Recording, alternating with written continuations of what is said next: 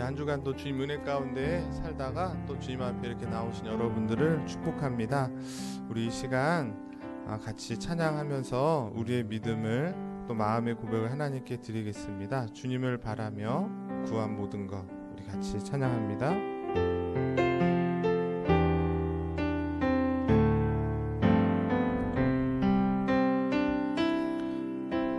주를 바라며 구한 모든 것 꺼낼 수 없는 마음도 주님 듣고 계시네. 뜻하신 대로 인도하소서. 언제나 주님 따르며 그 곁에 거하. 우리 다시 한번 주를 바라며 구한 모든 것 주를 바라며 모든 것 꺼낼 수 없는 마음도 주님 듣고 계시네. 뜻하신 대로 인도하소서. 언제나 주님 따르며 그 곁에 거하리라. 주의 인자는 영원하시니 주의 인자는 영원하시니 신실한 주의 이끄심 나는 찬양하리라. 모든 시간을 주께 드리네. 한 걸음 내딛은 삶을 나의 주께 드리네. 주와 함께 고백한 주와 함께 간 고백 내 삶에 채우소서. 나를 향하신 주님의 마음 담아주소서. 주의 품으신 계획 온전히 이루소서. 나의 삶의 결이 주의 길을 함께하. 주와 함께한 고백 내 삶에 주와 함께한 고백 내 삶에 채우소서. 나를 향하신 주님의 마음 담아주소서. 주의 품으신 계획 온전히 이루소서. 나의 삶의 결이 주의 길을 함께하. 우리 다시 한번 주를 바라며 구한 모든 것 주를 바라며 구한 모든 것 꺼낼 수 없는 마음도 주님 듣고 계시네. 뜻하신 대로 인도하소서.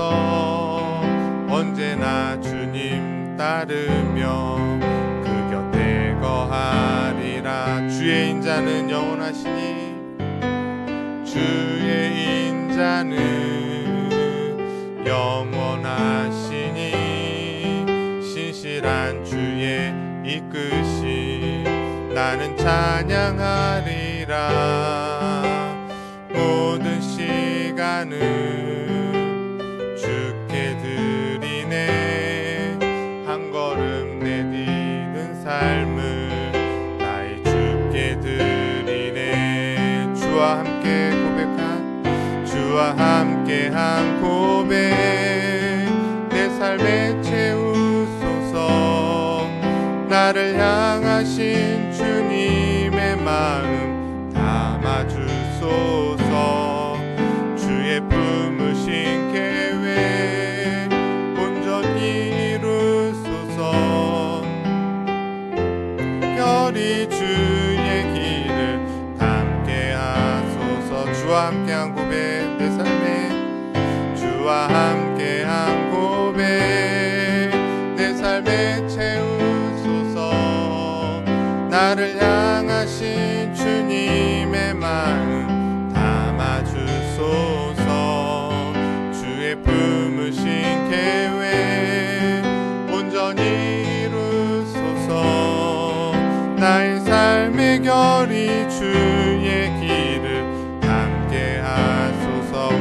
높여서 주와 함께한 고백,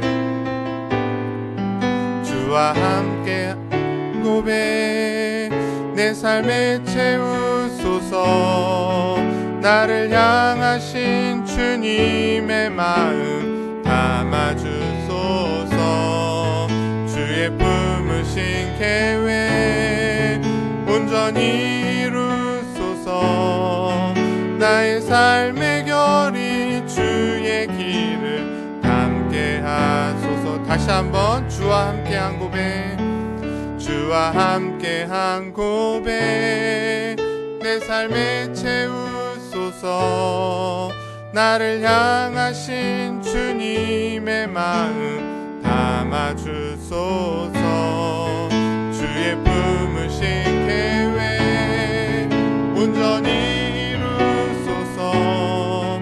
나의 삶의 결이 주의 길을 담게 하소서. 나의 삶의 결이, 나의 삶의 결이 주의 길을 담게 하소서.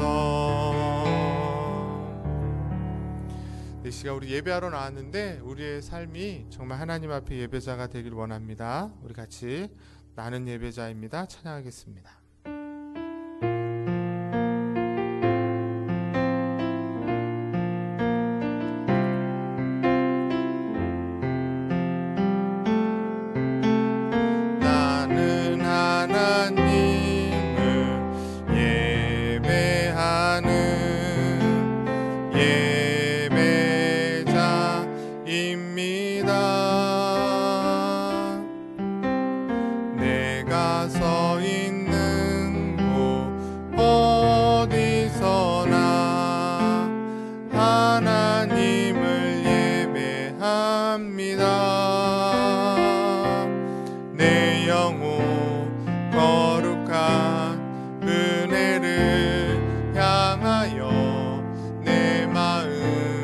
완전한 하나님 향하여 이곳에서 바로 이 시간 하나님을 예배합니다. 우리 다시 한번 나는 하나님을 예배하는, 나는 하나님을 예배하는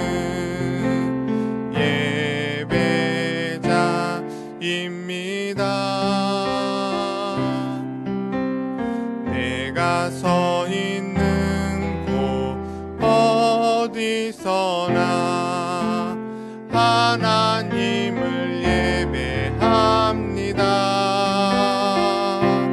내 영혼 거룩한 은혜를 향하여 내 마음 완전한 하나님 향하여 이곳에서 바로 이 시간 하나님을 예배합니다.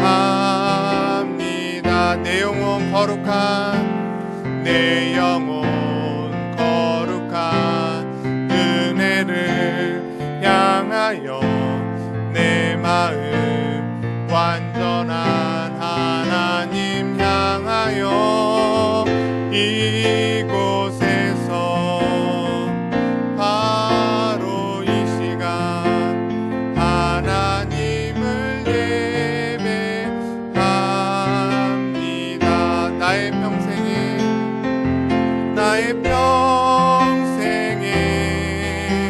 단 한 가지 소원, 주의 아름다우심 보며 사랑 노래하는 것, 나의 왕 대신 주님의 얼굴 구하며 그 사랑 안에 머물러 사랑 노래합니다. 나의 평생에 한 가지 소원, 나의 평생에 단 한 가지 소원, 주의 아름다우심 보며 사랑 노래하는 것,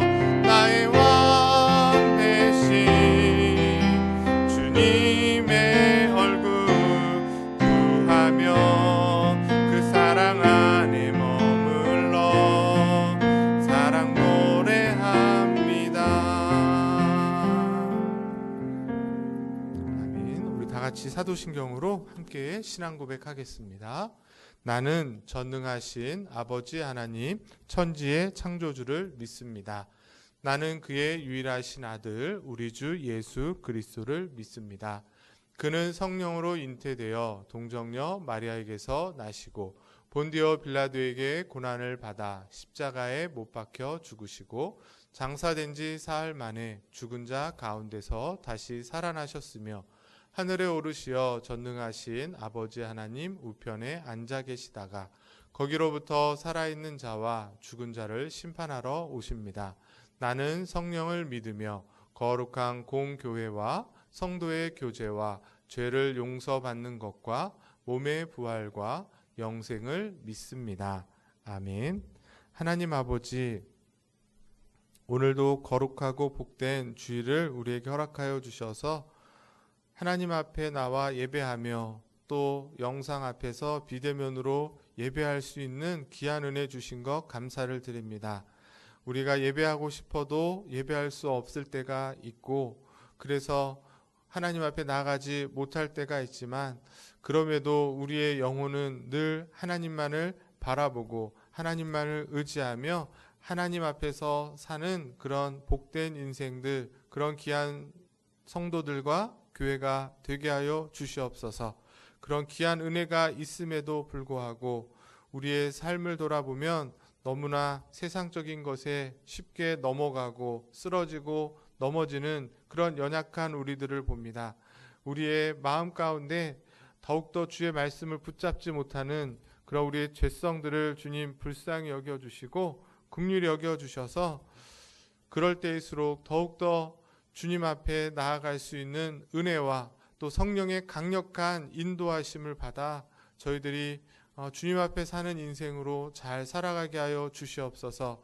오늘도 그런 은혜를 주시고자 우리를 주님 앞으로 불러주셨사오니 이 예배를 통해서 다시 한번 힘을 얻고 또 주님을 붙잡는 귀한 시간 되게 하여 주시옵소서. 코로나로 인하여서 많은 사람들이 두려워하며 또 어렵고 고통 가운데 있습니다. 전 세계가 이 어려움 속에 있고 특히 대한민국 또 특별히 이럴 때일수록 더 어려운 가난하고 헐벗은 이웃들을 주님 돌아봅니다.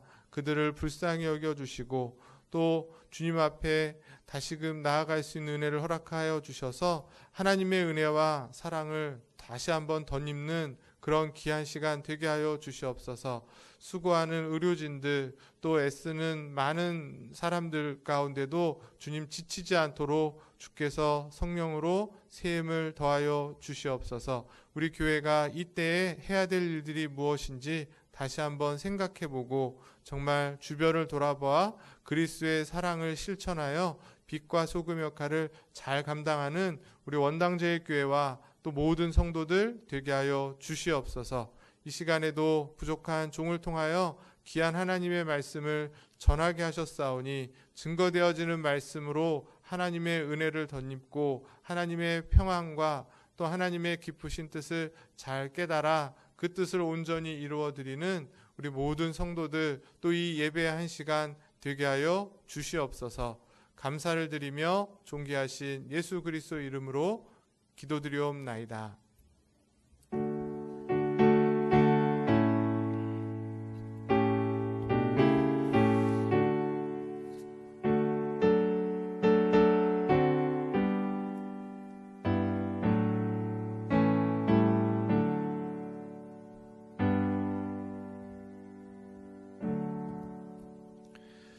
네, 오늘 함께 보실 하나님 말씀은 로마서 13장 1절에서 7절까지 말씀입니다.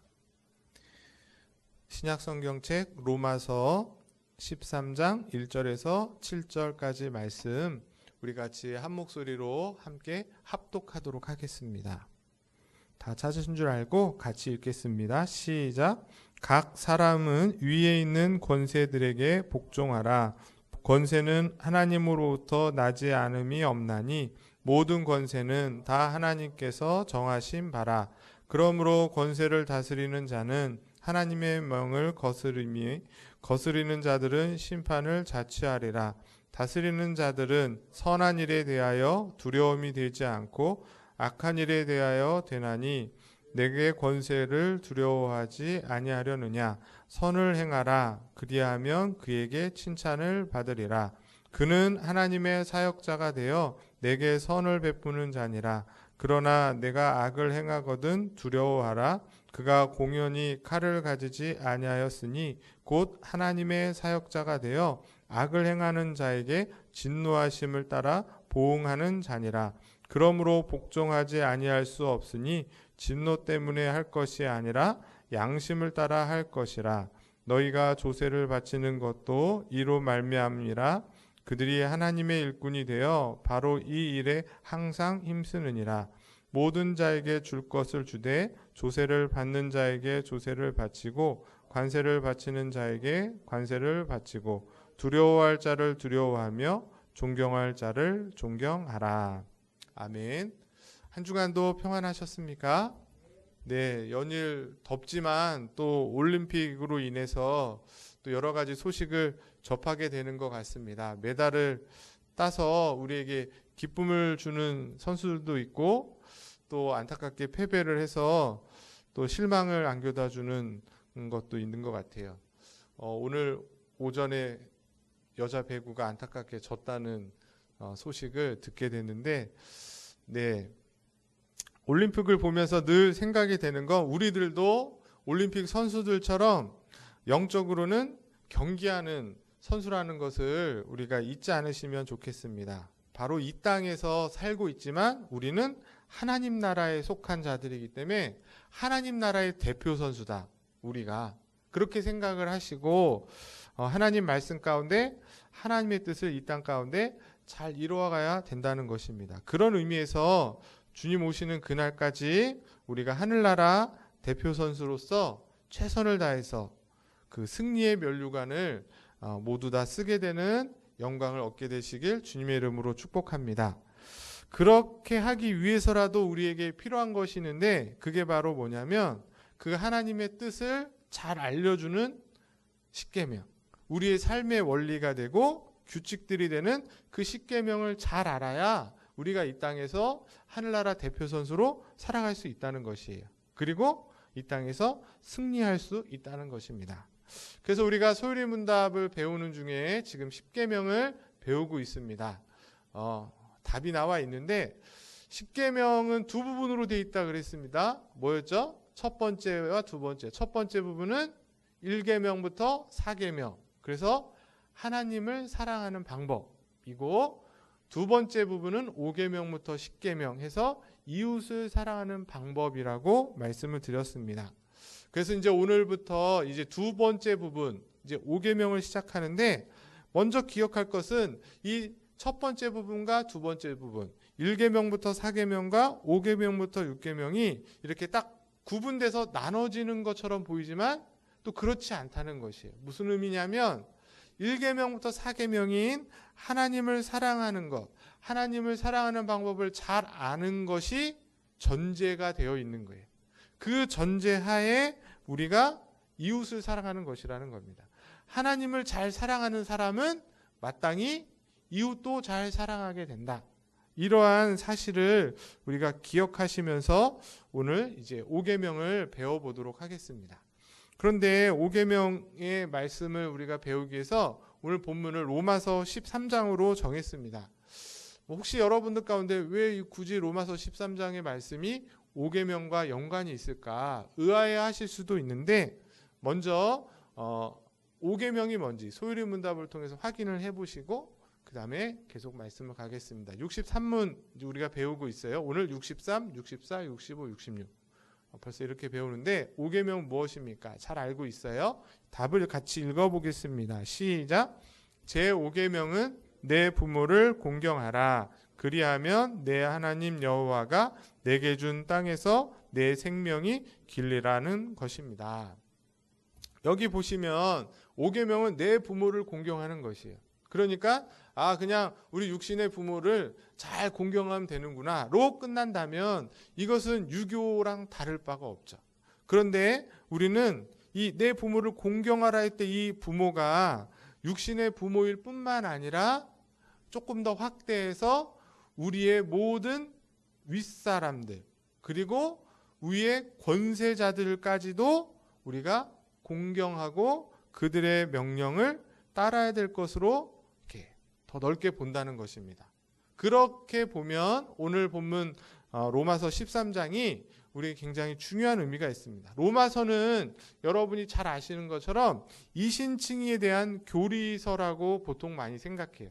믿음으로 말미암아 의롭게 된다는 이 교리가 설명되는 책이다라고 보통 생각하지만 잘 보시면 1장부터 11장까지는 이 이신칭에 대한 교리를 설명합니다. 그러나 12장부터 나머지 15장까지는 그 의롭다 하심을 받은 사람이 구체적으로 어떻게 살아가느냐가 12장부터 나온다는 거예요. 그러니까 교리와 삶은 분리되지 않는다는 것이죠. 그랬을 때 12장 1절부터 2절은 이 세상에서 믿는 자가 어떻게 살아가야 되는가를 설명해 주고 있어요. 그리고 3절부터 21절은 교회 안에서의 삶, 그리고 13장 1절부터 7절 오늘 우리가 읽는 이 본문이 권세에 대한 어떻게 우리가 대해야 되는가, 권세에 대한 삶, 그리고 13장 8절부터 10절은 이웃에 대하고, 그리고 11절부터 14절은 시간에 대해서, 그리고 14장 1절부터 15장 13절까지는 약한 자들에 대해서 어떻게 우리가 살아가야 될까는 이런 삶의 내용들이 설명되어져 있다는 것이죠. 바로 오늘 본문은 13장 1절부터 7절이죠.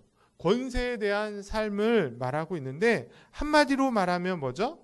모든 사람들은 예수 믿는 사람이든 예수 믿지 않는 사람이든 위에 있는 권세자들에게 어떻게 하라? 복종하라고 성경은 말하고 있다는 겁니다. 그 이유는 뭐예요? 오늘 성경에 나오는데 왜 우리가 권세자들에게 복종해야 되는가? 그것은 모든 권세가 누구로부터 나왔기 때문에 하나님께로부터 나왔기 때문이라고 믿기 때문인 것이에요.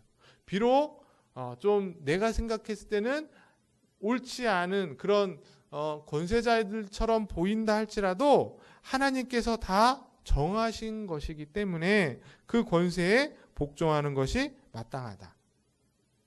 오늘 말씀을 잘 보시면 4절에 사도 바울은 심지어 이 권세자들, 우리를 다스리는 자들을 뭐라고 설명하고 있습니까? 4절 말씀인데요. 보시면 빨간색 글씨로 그는 앞에 있는 권세자들을 말하는 거예요. 그는 누구래요?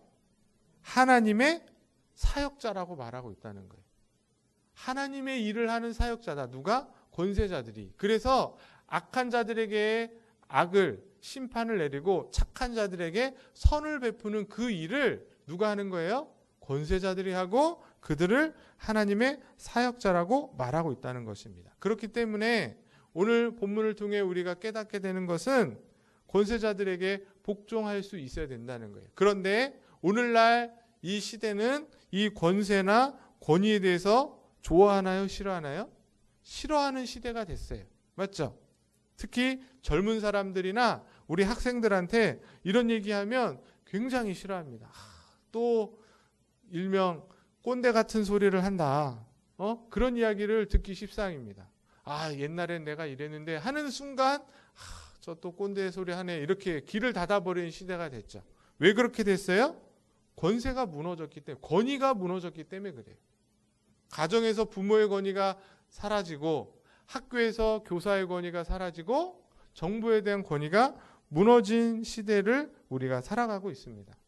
무조건 다 옳다고 말하는 것은 아니지만 기본적인 전제는 우리의 권세자들, 나의 윗사람들, 부모님과 선생님과 어른들에 대해서 존경하는 태도를 갖는 것이 성경적이라는 거예요.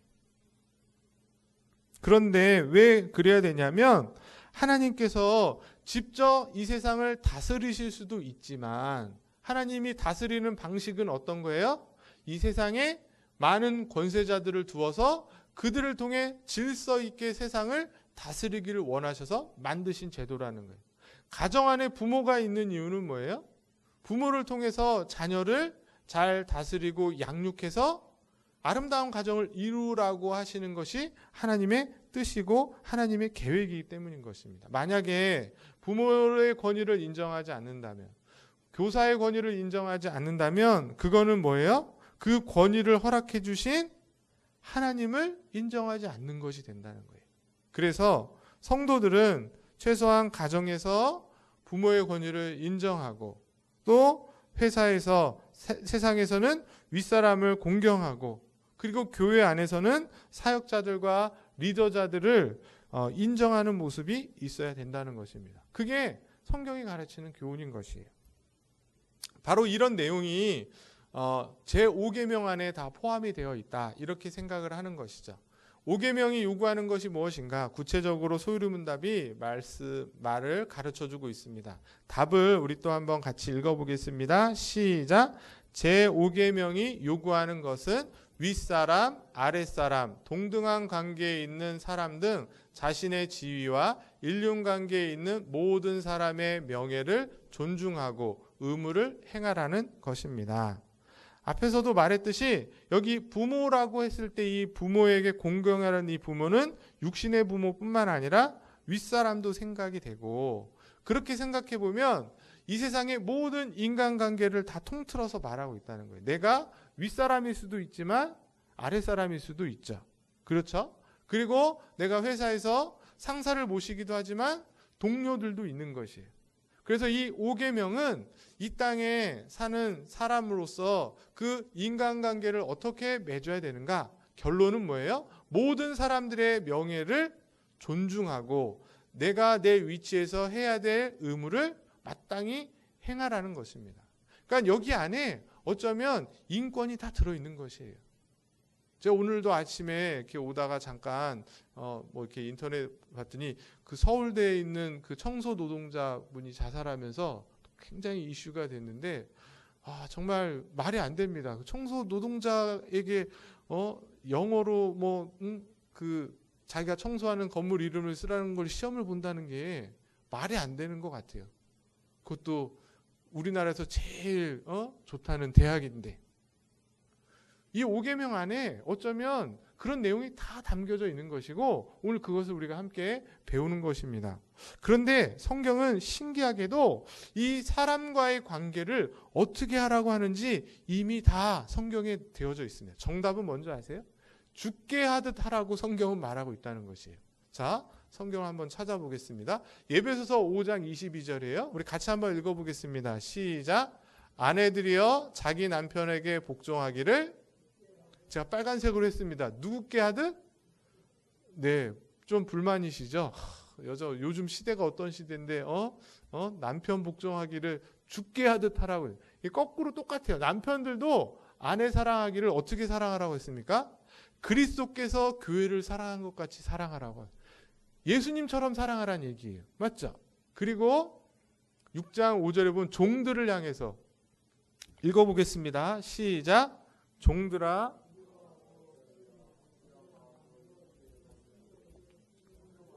그리스도께 하듯 하라. 종들이 상전을 섬기는데 어떻게 섬기라는 거예요? 그리스도를 섬기듯이 하라는 거예요. 놀라운 일입니다. 그리고 7절에 보면 이제 같이 또 읽어보겠습니다. 시작. 기쁜 마음으로 섬기기를 주께 하듯 하고 사람에게 하듯 하지 말라. 모든 사람들을 우리가 기쁨으로 섬기되 이 한 사람을 대할 때도 누구를 섬기듯이? 주님을 섬기듯이 해야지. 사람 보고 이 사람은 높은 사람이니까 이 사람한테는 잘하고 나보다 아랫사람이고 내가 함부로 대하는 사람에게는 막 비인격적으로, 그러지 말라는 거예요. 비록 그런 사람이라 할지라도 누구에게 하듯? 죽게 하듯 그렇게 그들을 돌아보라고 성경은 말하고 있다는 것입니다. 윗사람은 윗사람으로서, 아랫사람은 아랫사람으로서, 내가 아랫사람의 위치에 있든 윗사람의 위치에 있든 어느 위치에 있든지 모든 사람을 그리스도를 경외하는 것 같이 서로 복종하고 섬겨야 될 것을 말씀하고, 이것이 대원칙인 거예요. 우리의 인간관계의 대원칙이고, 이 5계명을 지켜야 되는, 5계명을 받은 우리가 지켜야 될 그 원칙이고, 이 원칙 안에서 우리가 행동해야 될 것을 말해주고 있습니다. 그러면 구체적으로 글씨가 너무 작죠? 안 보이시죠? 읽을 수가 없죠? 네, 제가 대신 잘 읽어드리겠습니다. 윗사람으로서, 그래서 내가 부모일 수도 있고 또 주인일 수도 있고 사역자일 수도 있고 직장의 상사일 수도 있고 회사의 사장일 수도 있잖아요. 그런 사람들이 어떻게 해야 되는가?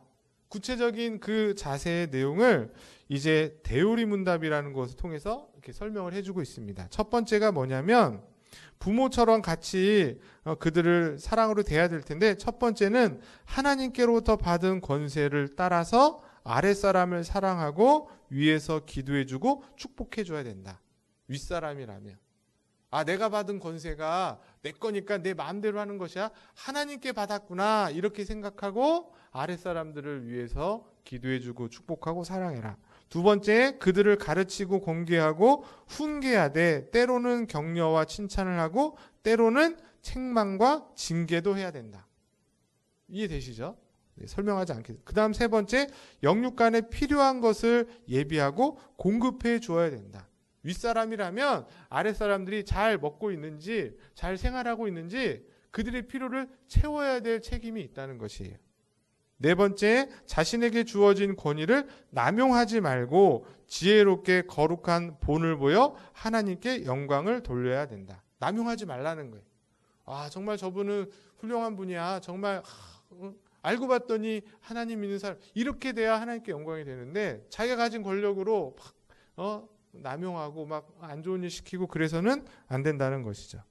마지막 다섯 번째는 아랫사람을 자신과 동일한 영광에 참여할 자로 여기고 주께 받은 은사를 그들을 위해서, 유익을 위해서 아낌없이 섬겨줘야 된다. 여기 자녀분들을 키우고 있는 분들이 많은데 내 자녀는 내 것이 아닙니다. 내 소유가 아니에요. 그들도 누구라고 생각해야 되는 거예요? 하나님의 동일한 하나님 나라 백성이고 나는 그들을 대신 하나님을 대신해서 양육하는 청직이라고 생각을 해야 되는 거예요. 내 아들이니까 내 마음대로 할 수 있는 게 아니라.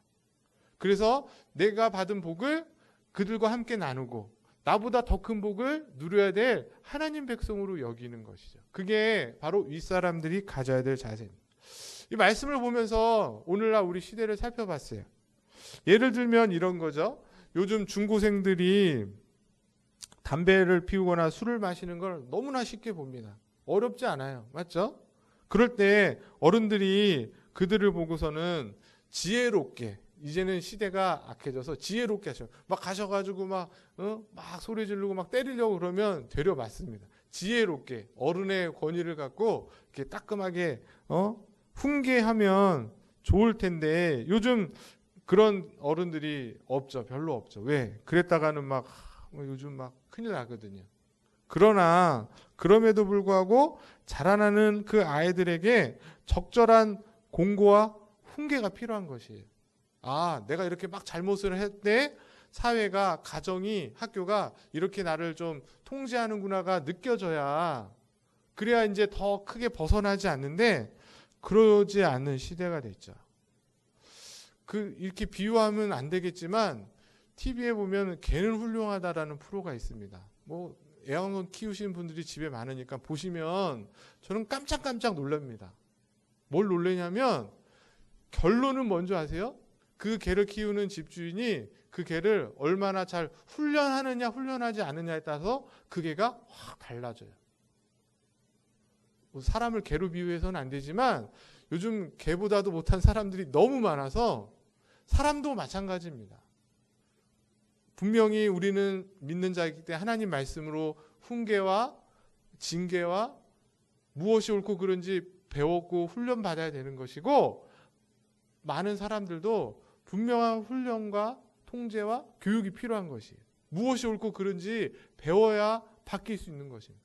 근데 그런 기회를 놓치고 그런 일들을 어른들이 하지 않는다면 이 사회는, 학교는, 우리 가정은 더 나빠질 수밖에 없다는 것이죠.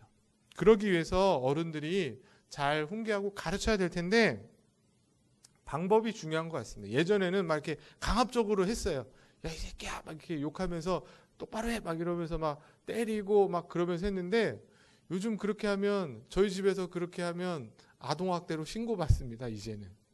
워낙 그게 또 불거져서 몇몇 정말 좋지 않은 부모들이 진짜 학대를 하고 정말 그런 일들이 일어나니까 어려운 시대가 됐어요. 그럼에도 불구하고 해야죠. 어떻게 해야 될까 했을 때는 본을 보여야 되는 것밖에 없는 것 같아요. 먼저 부모가 바른 모습, 정말 좋은 모습, 이 사회에서나 또 신앙인으로서 바른 모습을 아이들이 보고 느껴야, 그래야 부모가 이야기하든 어른으로서 이야기를 하든 듣는 거죠.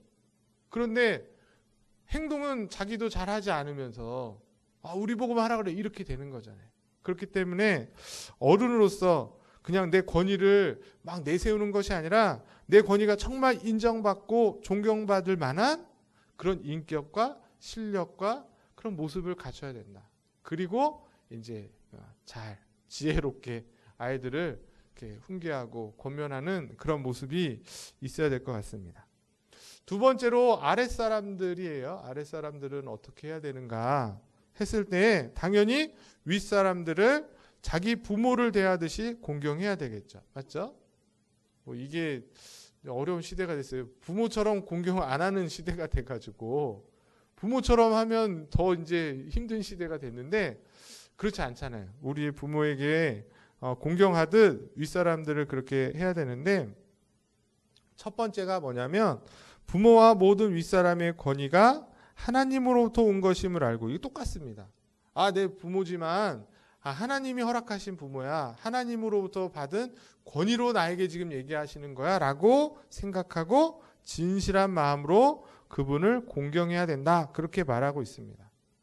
사실 이제 아랫사람들 입장에서 보면 부모라고 하지만 부모로서 정말 미흡하고 못마땅한 경우도 사실 있을 수 있습니다. 여기 계신 분들은 그렇지 않을 수 있지만 저를 보면 저희 아이들이 보고 때로는 아빠가 왜 저래? 라는 생각이 들 수도 있을 것 같아요. 그럼에도 불구하고 완벽한 부모는 없으니까 우리가 생각할 거는 뭐죠? 그래도 하나님이 세우신 분이다. 교회에서 우리 직분자들이 갖는 태도, 직장에서 직장 상사를 봤을 때 다 마음에 들지 않잖아요. 그럼에도 불구하고 하나님이 세우셨다는 사실만으로 기본적으로 공경해야 된다는 거예요. 그게 전제라는 것입니다. 비록 인격이나 신앙이 있어서 완벽하게 훌륭한 자격을 갖추지 못했다 할지라도 그분들을 향한 존경심을 잊어서는 안 된다. 그게 아랫사람으로서 가져야 될 자세라는 거예요. 그러나 또 한 가지 중요한 건 그분들을 공경하고 존경하되 어디 안에서 공경하라고 성경은 말해요? 주 안에서 공경하라고 말하고 있습니다. 이 말은 뭐죠? 사람보다 하나님을 더 순종해야 된다는 거예요. 부모님을, 윗사람들을 기쁘게 하겠다는 명목으로 성경을 어길 수는 없다는 것이에요. 만약 부모나 윗사람들이 하나님의 뜻에 거역하도록 우리에게 요구한다면 그때는 하나님의 말씀을 따르는 것이 옳은 것이죠. 조그만 핍박이 있고 손해가 있다 할지라도. 예를 들면 윗사람이 틀릴 때가 있습니다. 회사 생활 하시다 보면 분명히 A가 옳은 일인데 B가 옳다고 그렇게 주장할 때가 있어요. 직장 상사나 사장님이. 그럴 때 막 대놓고 막 싸우고 막 민망하게 만들고 이렇게 하는 건 지혜롭지 못하죠. 그렇다고 막 미워하고 막 욕하고 막 그런 것도 옳지 않습니다. 좋은 건 뭐냐면 그분들에 대한 존경하는 마음을 유지하면서 그분의 연약함과 부족함을 내가 조금 감싸는 거죠. 내가 채워가는 거죠. 아랫사람임에도 불구하고. 그런 자식들이 있잖아요. 맞죠? 네? 그런 직장 부하들이 있습니다. 그렇게 되면 나중에 이게 밝혀지게 돼요. 내가 잘못한 거구나. 윗사람이 알게 됐을 때 아랫사람을 향해서 얼마나 고마운 마음이 들겠어요. 그런 것처럼 오늘날 권위가 상실한 시대라고 했는데 또 그런 말이 있습니다. 칭찬은 고래도 춤추게 한다는 말이 있듯이 권위가 상실한 시대이기 때문에 어른들이 어쩌면 그 권위에 존경받고 사람들로부터 칭찬받는 것에 대해서 굉장히 목말라하고 있을 수도 있습니다. 그래서 아랫사람이 진심으로 그런 윗사람들의 부족함들을 채워주면서 그들을 칭찬하고 격려하면 오히려 윗사람들이 얼마나 기뻐하지 않을까. 저는 그런 일들을 누가 해야 된다는 거예요? 믿는 우리 성도들이 하면 참 좋겠다는 것입니다. 왜냐하면 우리는 최소한 어떠한 직장 상사나 어떠한 부모를 할지라도 하나님으로부터 받은 것이라고 생각하죠. 제가 얘기하지만 우리 부모를 내가 선택하고 낳았습니까? 아니잖아요. 낳아봤더니 우리 부모잖아요. 이거는 신앙적으로 생각하면 뭐예요? 하나님으로부터 그냥 우리가 받아들여야 될 것인 거예요. 그런데 그 부모가 술주정뱅이고 막 그래 얼마나 속상하고 기분 나쁘고 다른 가정을 보면은 막 불공평하지만 받아들여야 되는 것이죠. 그러면서 자식으로서 신앙인을 갖고 있는 자식으로서 마땅한 해야 될 일을 잘 감당할 때 세상으로부터도 존경을 받지만 정말 믿는 자녀들이 믿는 가정이 믿음 있는 직장 부하가 정말 다르구나. 믿음 있는 직장 내 동료가 다른 동료랑은 다르구나. 그렇게 인정받고 그럴 때 하나님이 영광 받으시는 것입니다. 그 다음 마지막으로 동료들과의 관계에서는 어떻게 해야 되는가? 나보다 저 사람을 더 낮게 여기는 존중하는 마음을 갖는 것이 중요해요. 그래서 첫 번째로는 서로 하나님의 영광을 위해 살도록 도와주고, 두 번째 선이 나타나도록 힘쓰고 상대를 배려하고, 세 번째 주께서 주신 것이기에 내 것을 그 사람들을 위해서 아낌없이 사용할 수 있는 그런 직장 동료가 되면 좋겠다는 것이죠. 사실상 제가 아이들을 키워보니까 이 동료들 사이에 이 또래 문화가 특히 어릴 때 많이 있습니다. 그래서 부모가 아무리 얘기하는 것보다 친구가 하는 말이 더 영향력을 미치는, 그러니까 동료 간의 영향력이 더 큰 것이 사실이죠. 그래서 서로 영향을 주고받는데 이 시대는 어때요? 그렇게 서로 영향을 주고받으면서 무한 경쟁 시대가 돼서 이 사람을 밟지 않으면 내가 살아남지 못하니까 시기와 질투가 있을 수밖에 없습니다. 세상은 정글과 같은 것이죠. 그래서 누가 더 인기가 많고 누가 더 공부를 더 잘하고 누가 먼저 승진하고 누가 더 연봉을 많이 받느냐가 관심사고 그게 다예요. 그런데 하나님을 믿는 성도들은 그런 정글 같은 곳이지만 그곳에서 어떻게 된다는 거예요? 그를 경쟁 상대로 여기지 않고 내 몸처럼 여겨야 돼 이웃이라고 생각해야 된다는 거예요. 어렵죠. 네?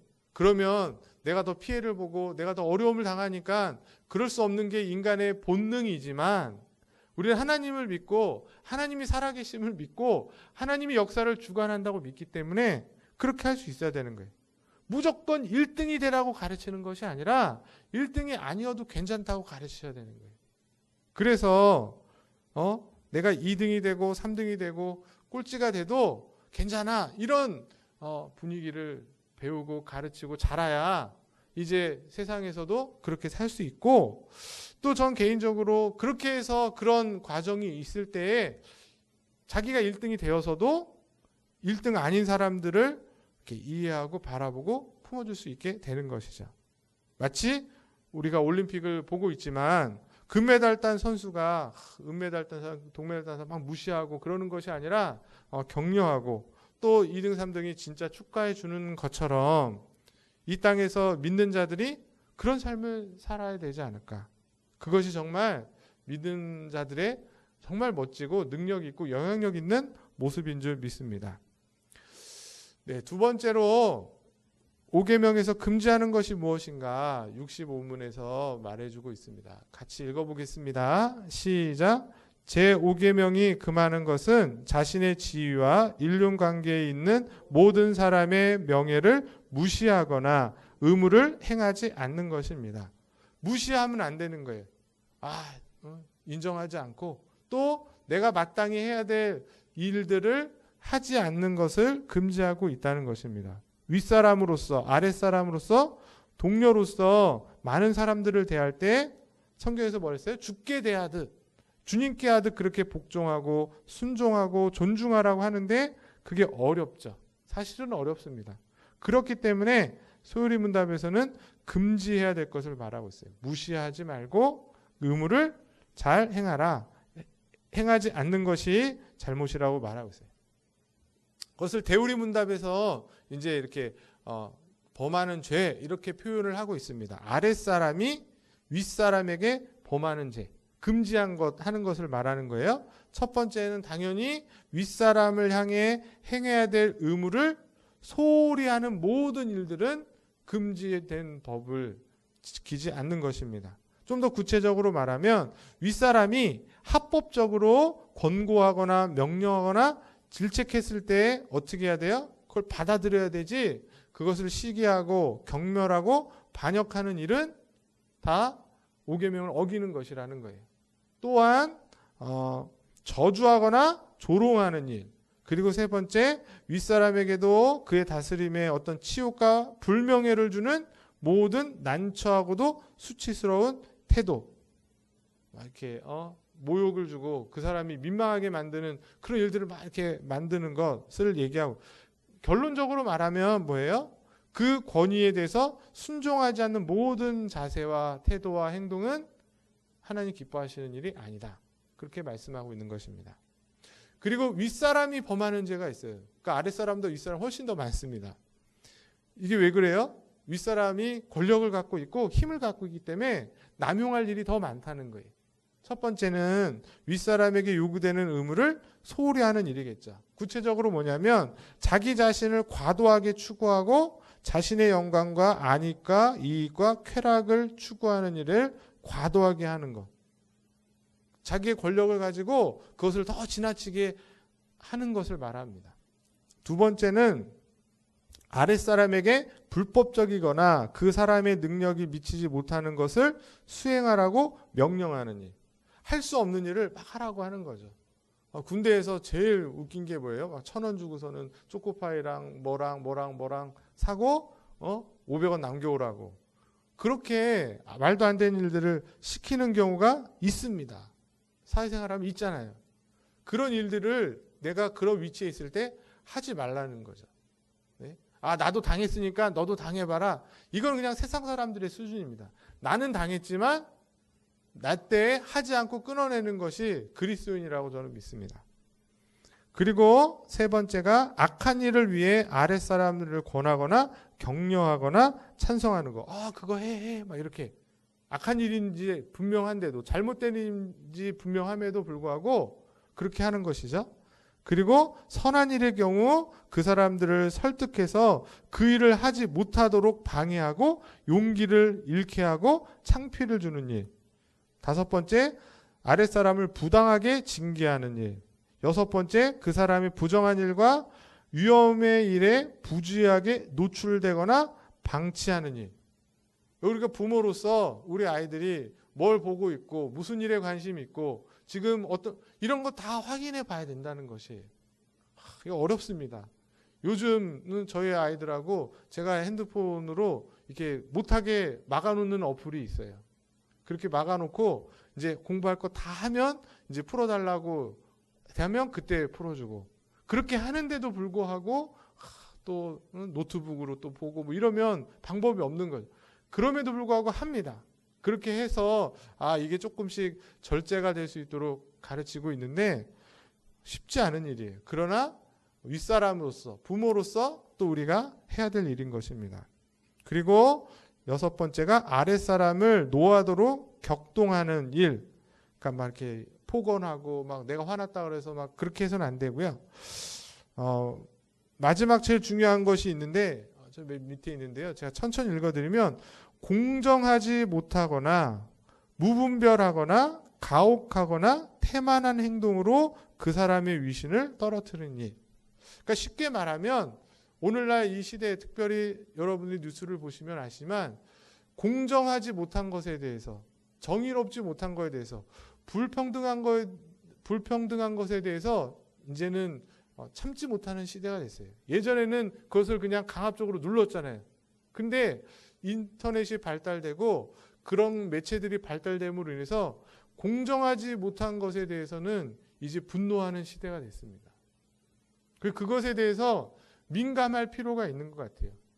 100% 다 공정하게 할 수는 없지만 그럼에도 불구하고 예전보다는 더 공정한 것처럼 노력하고 애써야 그나마 사람들이 인정하는 시대가 되고 있고요.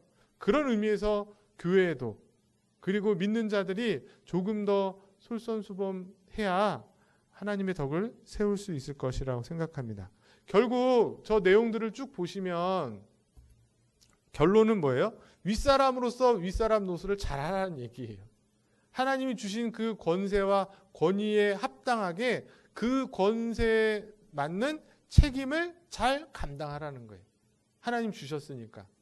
이거 주신 거니까 내 맘대로 사용하지 하면서 악용하고 남용하고 자신을 위해서 쓰는 것이 아니라 그것을 주신 분의 의도에 맞게끔 그것에 걸맞는 행동과 책임과 처신, 그런 본을 보여야 될 의무가 어른들에게, 부모들에게, 윗사람들에게, 사장님들에게, 대통령에게, 국회의원들에게, 의사들에게 있다는 것이에요.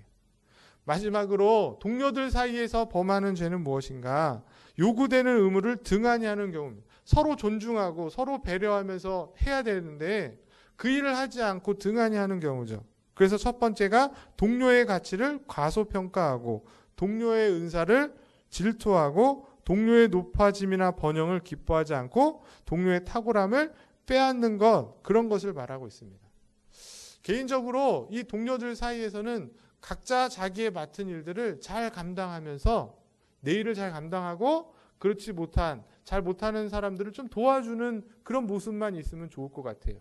근데 그게 쉽지 않고 그렇지 않습니다. 맞죠? 특히 직장 생활에서는 저 사람이 잘못한 거를 막 들춰내가지고 막 해야 내가 승진하는 것처럼 생각이 드는 거죠. 그리고 내가 한 일은 막 이렇게 부풀려서 막 자랑해야 되고, 그런 시대에 살고 있지만 서로 인정하고 좀 존중하는 그런 모습이 있을 때에 하나님의 귀한 뜻이 이루어지는 줄 믿습니다. 마지막으로 이제 이 십계명 모든 내용이 그렇지만 뒷부분에 추가되는 내용들이 늘 덧붙여져 있어요. 5계명에서 덧붙여진 논리가 뭐였습니까? 내 부모를 공경하라. 그 다음에 뭐라고 되어 있어요? 잘 공경하면 이 땅에서 장수하리라는 약속이 붙여져 있죠. 자, 읽어보겠습니다. 시작. 제5계명에 덧붙여진 논리는 이 계명을 지키는 모든 사람에게 하나님의 영광이 되고 자신들에게 유익이 되는 한 장수하고 번성하는 축복을 주시겠다고 약속하신 것입니다. 그러니까 부모를 잘 공경하라는 것으로 명령으로 끝나지 않고 이 약속에 담겨져 있다는 거예요. 하나님께서 내게 준 땅에서 내 생명의 길리라는 이 약속이 장수의 약속이겠죠.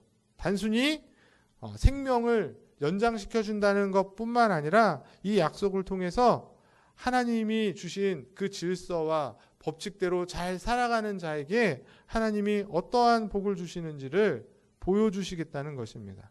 하나님이 기뻐하시는 열매는 다른 것이 아니라 질서와 권위에 대한 인정, 상호 간에 서로 존중하고 사랑하는 것임을 보여주시기 위해서 이런 축복을 약속하고 계신다는 거예요. 하나님은 질서의 하나님이다는 사실을 기억하라고 하시는 것입니다. 말씀을 마치면 우리가 오늘 이제 10계명 중에 5계명을 배웠습니다. 계명을 하나씩 배울 때마다 어떠세요? 조금 부담감이 생기실 것 같아요. 그러나 무식하면 용감하다고 모를 때는 그냥 막 했죠. 그래서 용서가 되기도 하고 그냥 괜찮아 이랬지만 이제 우리가 10계명을 통해서 구체적으로 하나님께서 우리에게 원하시는 뜻을 하나하나 배우고 있습니다. 하나님 사랑하는 법, 그리고 이웃을 사랑하는 법, 하나님은 어떻게 예배하고 어떤 자세로 하고 언제 해야 되고 또 인간관계는 어떻게 맺고, 우리가 이제 계속 배우겠지만 물질에 대해서 또 가정에 대해서 성에 대해 이런 모든 내용들이 이미 10계명 안에 다 담겨져 있습니다. 중요한 건 이게 배울 때마다 계속 좀 부담이 되고 또 신앙생활이 그래서 어렵구나 이렇게 느껴지시겠지만 그게 하나님이 기뻐하시는 일이에요. 그냥 하나님이 우리를 구원해 주셔서 구원받아서 나는 이제 천국 가니까 내 맘대로 살아야지, 그걸 원하셔서 우리를 구원하신 건 아닐 겁니다. 비록 어렵지만 좀 힘들지만 그래서 거룩하고 복된 성화의 삶을 부단히 살아가는 것을 하나님이 원하고 기뻐하신다. 중요한 건 뭐냐면 세상은 실적을 요구해요. 맞죠? 네가 얼마만큼 했어? 점수는 얼마 매졌고 매출은 얼마 올랐고 그걸로 평가하지만 하나님은 우리를 실적으로 평가하지 않으세요.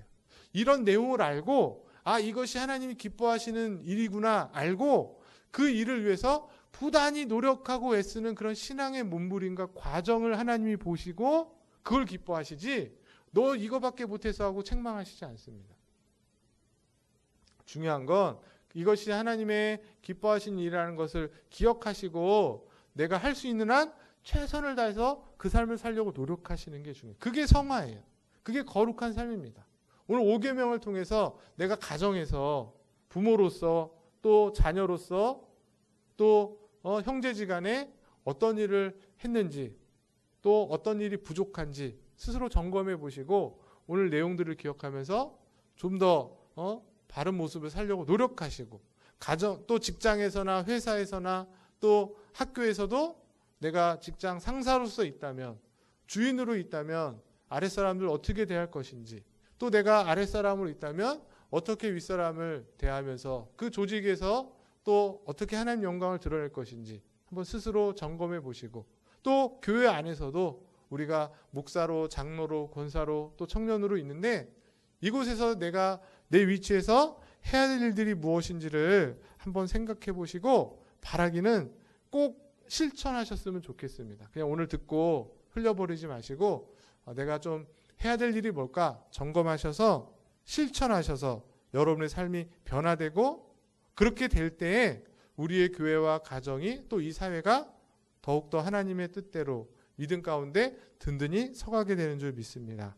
그런 귀한 은혜가 저와 여러분 가운데 우리 교회와 우리 가정 가운데 여러분 가정 가운데 있게 되기를 주님의 이름으로 축복합니다. 기도하겠습니다.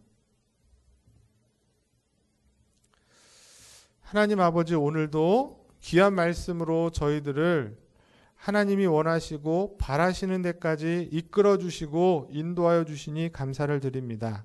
하나님을 사랑하듯이 이웃을 사랑해야 하는데 먼저 우리 육신의 부모를 사랑하고 모든 윗사람을 공경하며 또 아랫사람들을 축복하고 형제 자매 동료들과 함께 하나님의 영광을 잘 드러내는 모습이 우리의 가정과 내가 처해 있는 직장과 회사와 또 우리 교회와 이 지역사회 가운데 넘쳐나게 하여 주시옵소서. 그리스도를 경외함으로 피차 복종하라고 말씀하셨으니 그 말씀을 기억하여 내 힘과 내 능력으로는 너무 부족하고 연약해 그 일들을 감당할 수 없지만 성령께서 힘주시고 능력 주셔서 이 귀한 신앙의 독특함과 탁월함을 이 세상 가운데 잘 나타내 볼 수 있는 능력 있는 성도들 되게 주님 은혜를 내려 주시옵소서. 무엇보다 권위가 상실한 이 시대 속에 모든 권위를 주신 분이 우리 하나님이심을 다시금 기억하여 질서와 권위를 먼저 인정하고 서로 사랑하고 존중하는데 귀하게 쓰임받는 우리 원당제일교회와 우리 성도들, 우리 청년들 되게 하여 주시옵소서.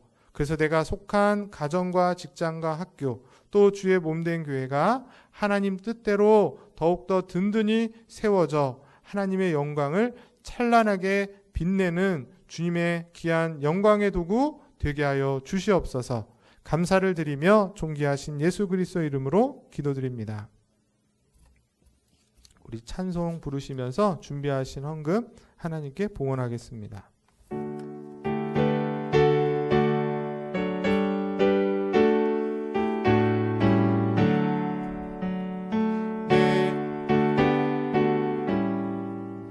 저 찬양으로 바뀌지 않았나요?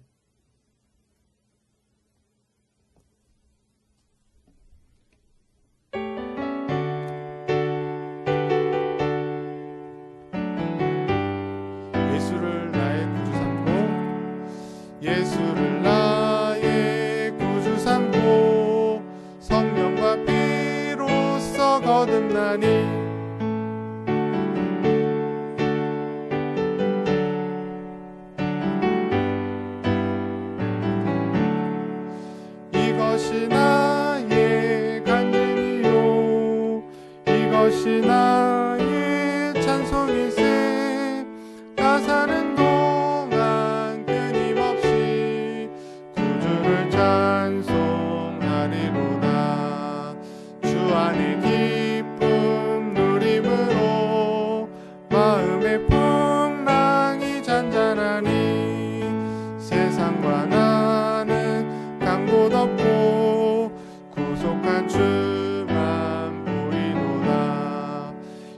이것이 나의 간증이요 이것이 나의 찬송이세 나 사는 동안 끊임없이 구주를 찬송하리로다. 하나님 아버지 감사합니다. 주께서 허락하신 귀한 물질을 주님께 다시 돌려드리며 우리의 마음 가운데 이 땅의 모든 것을 주님께서 주셔서 또 주님을 위해 쓰여지는 사용하는 그런 인생 되기를 소망하며 드립니다. 드린 물질을 받아주셔서 하나님 나라가 확장되고 주님의 귀한 은혜와 귀한 뜻들이 이루어지는데 쓰임받는 복된 물질이 되게 하여 주시옵소서. 드린 손길을 기억하여 주셔서 어려운 이때에 하나님이 주시는 복을 더 풍성하게 번성하며 누릴 수 있게 하여 주시옵시고 그것으로 주변에 가난하고 또 힘들어하고 굶주린 자들 그런 자들을 돌아볼 수 있는 그런 귀한 믿음과 또 신앙의 여유를 드러내어서 이 땅 가운데 하나님 나라가 더욱더 이루어지는데 쓰임받는 귀한 가정들과 인생들 되게 하여 주시옵소서. 하늘의 복과 땅의 복을 허락하셔서 저들이 사는 동안 뿐만 아니라 자녀들과 또 그들의 일생 모든 삶 속에 하나님의 영광이 온전히 잘 드러나는 그런 귀한 인생들 되게 하여 주시옵소서. 믿고 감사를 드리며 존귀하신 예수 그리스도 이름으로 축복하며 기도드리옵나이다. 아멘. 교회 소식 주보를 참고해 주시고 8월은 생명 사랑의 달, 내 이웃을 내 몸과 같이 사랑하는 말씀을 정말 삶 속에서 잘 실천하실 수 있기를 바랍니다. 오늘은 79주년 광복절 기념주일로 드리고 있습니다. 9시에 목사님이 그 관련된 말씀을 잘 전해주셨습니다. 한번 들어가셔서 인터넷으로 들으시고 또 하시면 좋을 것 같습니다. 코로나 4차 대유행으로 저희들 비대면 예배 드리고 있는데 빨리 종식이 되어서 우리 성도들과 얼굴을 보고 같이 예배할 수 있게 되기를 그렇게 우리 기도하시면 좋겠습니다. 목회를 위한 기도 제목 보시고 기도해 주시기 바랍니다. 축도로 예배를 마치겠습니다.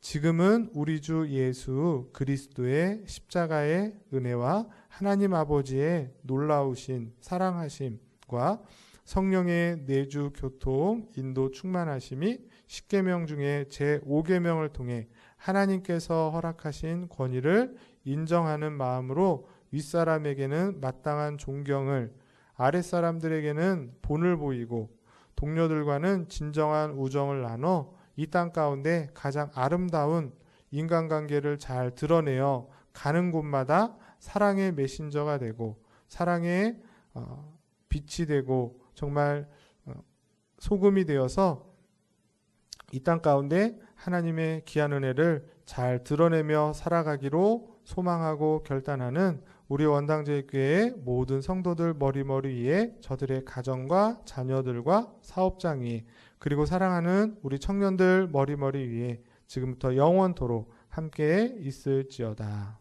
아멘.